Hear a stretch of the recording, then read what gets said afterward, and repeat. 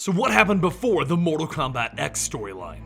Welcome to the Complete Story Series, where we take trade paperbacks and single issues and we break them down into digestible bites to help you understand, then reread it dramatically back to you. All alterations to the panels, text, and images are to prevent copyright problems, and all art is owned by its respective companies. Today we're going to be covering the comic book series that takes place before the video game. Things begin with Kenshi getting an arrow in the leg, and the child that he's protecting running off as he throws a kinetic knife at the thugs trying to take out the child. But Kenshi is beat and outnumbered. Luckily, a spear goes through the throat of the guy standing in the way of the child, and another one goes through the chest of a guy beating down Kenshi. And Hanzo walks in shouting, "Get out of here!" A little while later, Kenshi and Hanzo are standing in the Shiraryu temple, and Kenshi explains that the child is his son, Takeda. His mother was killed by Dagon, and Kenshi would like to leave him with Scorpion for safekeeping while he resolves this matter. Takeda doesn't trust Hanzo because he used to be Scorpion, or Kenshi because he knows Kenshi is lying to him, but he doesn't have an option.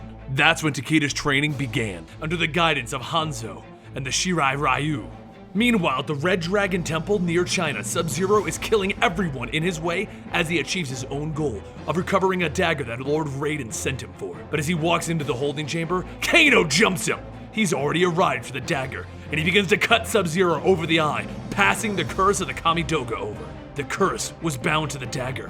Years passed with Takeda training and Sub-Zero cursed, till eventually Lord Raiden appears before Hanzo to warn him that the dagger he is guarding is about to be threatened. The recent Netherrealm invasion has damaged the barriers that protect Earth from the realms beyond. A powerful demon has broken through and is seeking to disarm Earth's champions in any way that they can. The warning came too late though, as that evening one of Hanzo's students begins to feel the urge of the blood code. He cuts his own face off, and then after murdering every one of the students, he threatened to kill Takeda. While Hanzo may have been able to save Takeda, things take a dire turn as Takeda sees Hanzo hanging by his ankles and bleeding on the floor. Fox, the student, then demands that Takeda kill Hanzo and spare him from his vengeance. A vengeance that will consume and change Hanzo from mortal to Scorpion, the spirit of vengeance for the loss of a second family. Takeda refuses, leaping back to fight against Fox, but it's too late. Hanzo can feel the hellfire brewing within him, and he uses his power to free himself. He then grabs Fox and he burns off the rest of Fox's flesh, and he stabs him through the heart with the dagger that he is protecting.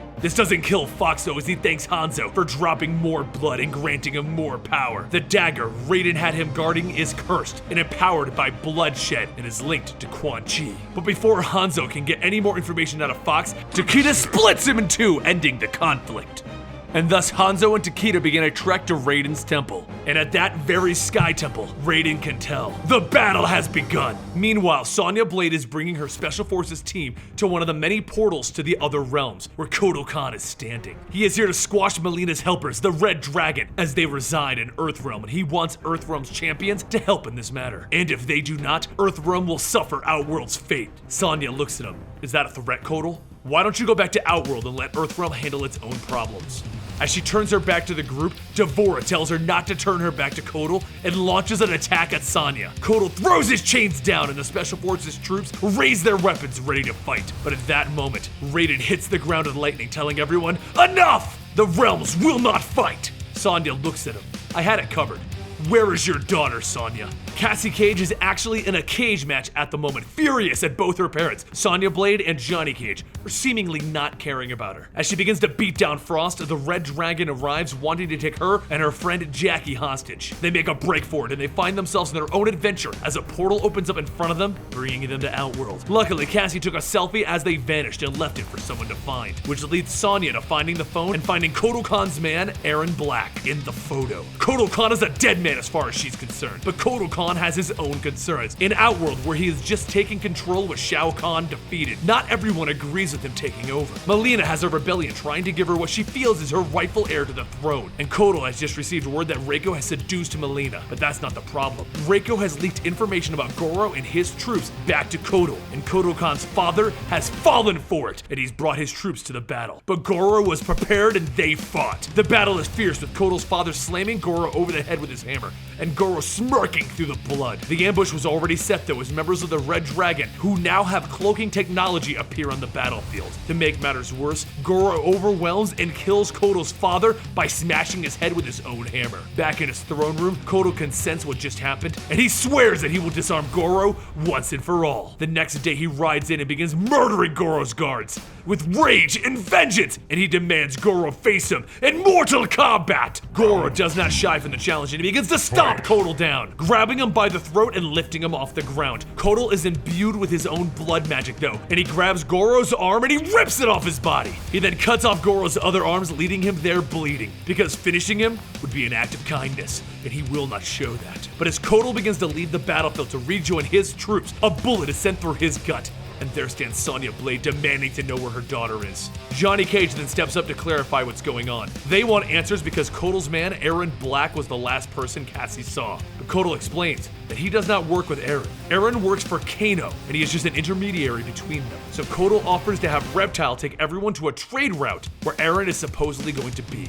Across Outworld, Cassie and Jackie are being escorted by Aaron and Kano and the Black Dragon until the Red Dragon stops them and demands the girls. They aren't happy with Kano ever since he broke in and took their dagger. Back on Earthrealm, Hanzo has walked to Raiden's temple, where he wants answers, and Raiden replies by leaping through a bolt of lightning onto Hanzo, telling him that he should not have come here. He grabs Hanzo and he tells him the demon that I was fearing is not here to destroy Earthrealm. He's here to set us free. Takeda cuts Raiden in the back. Raiden brings more lightning down, injuring both Takeda and Hanzo. Hanzo uses his Hellfire to teleport away, grabbing Takeda and pulling him away as he struggles with the lightning. Then he teleports back, grabbing the sword, and teleports in, knocking Raiden down. He then takes his chains and he wraps them around Raiden's throat, tightening his grip. This is your fault! You gave me the dagger. You destroyed the second Shirai Ryu. You killed Takeda! But Takeda calls out to his master. He isn't dead, just injured. And Raiden apologizes. The demon's blood has been purged, and they can still save Takeda. They go to the Sky Temple where Raiden takes in the Jinsei, the life force of the planet, to heal the boy. After Takeda is healed and feeling invincible, Raiden explains what the Kami Dogo are. When Raiden tried to destroy Shinnok's amulet,